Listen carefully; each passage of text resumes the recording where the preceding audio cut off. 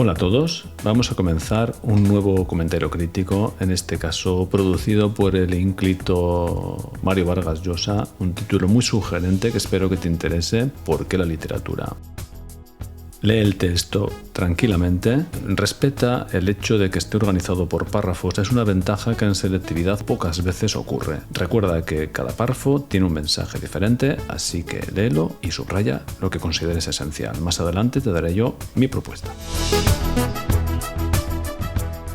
Espero que te haya interesado un texto atrevido, una firma importante, un título que sugiere ¿por qué la literatura? Si estás estudiando bachillerato, seguramente lo primero que te aflora es no tiene sentido, estoy perdiendo el tiempo, es ineficaz, es divertimento, es ocio, sí, me entretiene, pero ¿por qué la literatura? ¿Qué dice Mario Vargas Llosa? El primer párrafo y donde está ubicada la tesis. La literatura, una actividad irreemplazable para la formación del ciudadano en una sociedad moderna y democrática, una disciplina básica. Casi nada está diciendo Mario Vargas Llosa aquí. Irreemplazable, básica, sociedad democrática. ¿Qué hay más importante que esto? Continúa en el segundo párrafo indicando que vivimos en una era de especialización del conocimiento. Dicha especialización conduce a la incomunicación social. En un mundo que se dice globalizado, la denuncia de Mario Vargas Llosa en este párrafo es relevante, oportuna y necesaria, porque en efecto, y pienso igual, el conocimiento se está especializando. Nos falta visión global.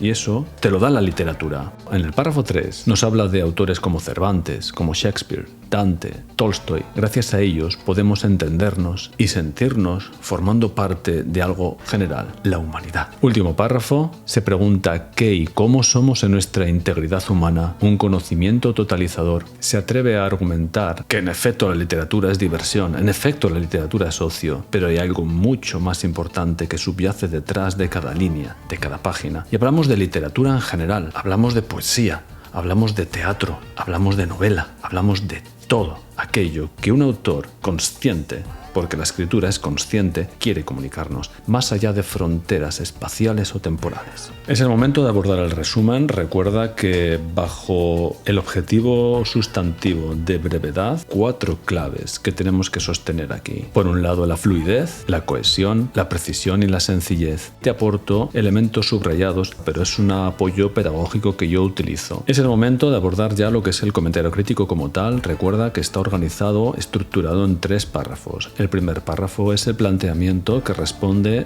a 6 preguntas muy básicas. Esto es, tipo de texto, en este caso es argumentativo, qué funciones del lenguaje preponderan y justificarlas, siempre va a haber datos, con lo cual es referencial, y si hay tesis, esto es, argumentos, la función conativa. El tema, detecta la tesis y escríbela. A veces la tesis es explícita y a veces tienes que interpretarla, en este caso es rotunda. Párrafo 1. La literatura construye al ser humano en libertad, ese pensamiento crítico. La autoría en este caso es relevante, el autor Mario Vargas Llosa, Nobel de Literatura, y el estilo que maneja, en este caso, maneja una alta calidad expositiva con un vocabulario cuidado propio del autor. Con todos estos mimbres tejemos lo que es el párrafo 1. Insisto que lo que yo te aporto en el subrayado es aquello que quiero destacar pedagógicamente contigo en esta corrección. Pero tú, cuando lances el texto, tiene que estar organizado por párrafos nada más y no subrayamos ni marcamos nada. Nunca jamás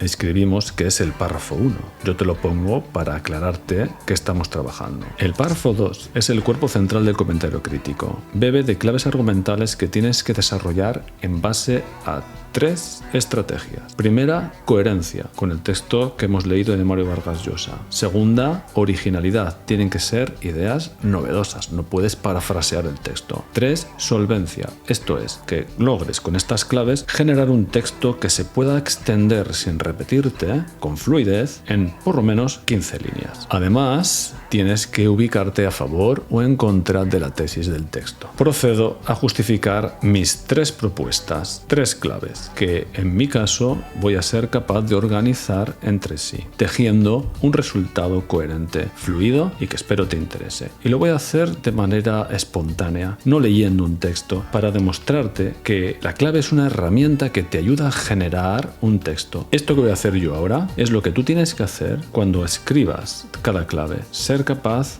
de demostrarte que esta es posible de ser desarrollada en fluidez y coherencia. Vamos allá. Pues mi primera clave es letras versus ciencias. Una discusión irrelevante porque no se enfrentan. Ese dicho popular, ese humorismo ridículo, estulto, del que vale va para ciencias y el que no para letras, no tiene sentido. Tanto útil y válida es el ámbito de las ciencias como válida y útil es el ámbito de las letras, de la literatura. De hecho, podemos decir que todo nació con las letras, porque es la forma que tiene el ser humano de congelar las ideas y de poder transmitirlas en cualquier ámbito de conocimiento. Si tú generas una tesis científica en matemáticas, tienes que poder explicarla. ¿Cómo lo haces? Necesitarás texto. La literatura científica apoya a la ciencia, con lo cual la literatura ya está ahí dentro. No podemos chocar, no podemos embestirnos, no podemos despreciarnos y a veces sí ocurre. Tiene mucha relación con la segunda clave que te propongo, el pragmatismo versus frente a la sensibilidad que le es propia a las letras. Vuelve a ser un debate infructuoso. Intenta tú autoanalizarte cuando te planteas en esas tardes de estudio antes de un examen de literatura. ¿Esto para qué me sirve a mí? ¿Esto a mí qué me aporta? Estamos perdiendo ese concepto de lo que es nutrirse y aprender y tener un acervo cultural que te permita tener pensamiento crítico, que es lo que dice Mario Vargas Llosa. Para poder hablar hay que saber de qué hablamos, no opinar sin más, porque tengo boca. Como dice el refrán, quien tiene boca se equivoca, pero si sabes, las sabes utilizar y lanzarás ideas razonadas que se apoyan en ideas que a su vez están sustentadas en datos. La literatura te ayuda. La literatura además se atreve y se ha atrevido siempre, incluso arriesgándose, a lanzar ideas útiles para el cambio. Vamos a remontarnos a la Edad Media y me quiero acordar del Libro de Buen Amor, siglo XIV, donde advierte, previene a los jóvenes de los peligros del loco amor. Por fuerza amor no se impone. Y nos vamos a Lazarillo de Tormes en el Renacimiento y cómo alguien anónimo se atrevió a poner en tela de juicio acciones que deberían ser criticadas pero nadie se atrevía. Y si saltamos al barroco y nos vamos a La vida es sueño de Calderón de la Barca, teatro, vislumbramos cómo nos habla de cárceles sórdidas, oscuras y lúgubres que al fin y al cabo son fruto del miedo de un rey Basilio Timorato y cómo ese Segismundo incrustado en esa cárcel que no necesariamente tiene que ser de piedra y hierro, piensa en tus cárceles, en las mías, en las nuestras. Cómo ese Segismundo transita del hombre fiera que se revela porque sí al hombre reflexivo, prudente, mesurado. Y si saltamos al 18, ¿qué te digo acerca de ese sapere aude kantiano que propicia en la enciclopedia? Porque te estoy hablando de literatura universal, no de literatura castellana. Y en el 19, donde ya los pensamientos fluyen con una rapidez diferente, más ágil, más intensa, el romanticismo con esa necesidad de evasión, ese anhelo por la libertad, ese culto al yo, esas sensaciones, emociones y sensibilidades fruto de una época que empieza a resultar caótica, esa necesidad de promover el cambio que después llegará en la segunda mitad del 19, con el realismo, con el naturalismo que se sumerge en ambientes sórdidos para promover el cambio. Y en el siglo XX ya vamos por décadas, siempre atreviéndose, siempre osando a provocar el cambio. Nos tenemos que ir al exilio porque existe la censura, porque la literatura es útil y puede generar emociones que promuevan cambios y asesinan a escritores y regresan después de que acaba una guerra o una dictadura. La literatura puede mover el mundo y lo hace. En todo el mundo, en todo el planeta, sin fronteras ni espaciales ni temporales. Ya lo dice Mario Vargas Llosa en ese párrafo donde habla de Cervantes, Shakespeare, Dante, Tolstoy. Espero que te haya convencido de que el pragmatismo también existe en la literatura, a pesar de que su fuerte es la sensibilidad. Y esto entronca directamente con la emoción, que es la última clave que te propongo. Lo único que permanece en la memoria es aquello que emociona. Yo siempre le digo a mis alumnos, en los momentos en los que el ser humano pasa por etapas intensas, alegres o no, donde necesita que su emoción se exprese, apelamos a palabras, a versos, a ideas. La literatura nos ayuda, nos sentimos implicados, generamos empatía con emociones que otros han sabido describir con palabras. Gracias a ellos, a escritores, genio y figura, somos capaces de reconocer nuestras emociones, de ponerles palabras, como decía Becker en el 19, en los rincones de mi mente subyacen ideas. Mi única preocupación es cómo soy capaz de convertirlas en reales a través de palabras. Y su obsesión era buscar las palabras adecuadas. Por suerte tenemos especialistas que lo hacen a las mil maravillas. Y eso es la literatura. Emoción, sensibilidad, también pragmatismo, también utilidad. No embestimos, no atacamos, pero no vamos a consentir que nos ataquen ni nos embistan. Somos útiles, somos necesarios.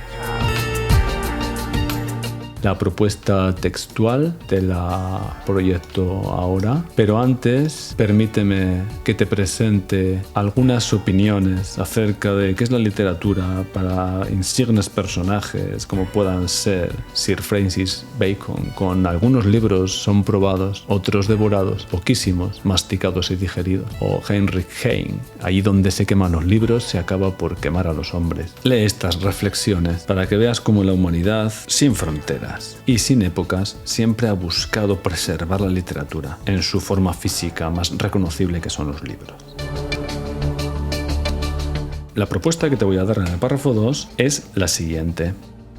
Insisto en que yo he subrayado las claves argumentales para facilitar el aprendizaje, pero tú el texto lo tienes que proponer limpio. Y para concluir, cerramos con el párrafo 3, con el mecanismo de cohesión a modo de conclusión, o para finalizar, o cerrando, donde tú lo que haces es retomar las ideas que has defendido en el párrafo 2 y proponer alternativas y o sugerencias. Espero que te haya interesado y te haya resultado útil o te haya emocionado. Nos vemos en la siguiente corrección.